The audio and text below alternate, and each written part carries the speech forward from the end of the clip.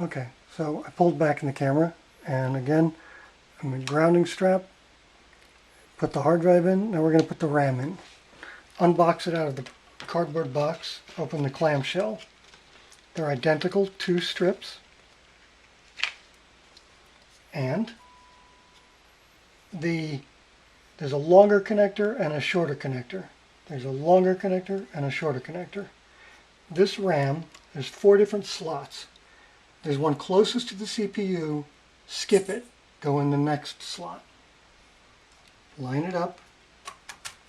Very gently, make sure you have it in the right way. Press down on one corner and then the other corner, and you hear click, click, you're in. Take the other RAM, longer connector, shorter connector. Longer one edge, shorter in the middle. Closest to the CPU is empty.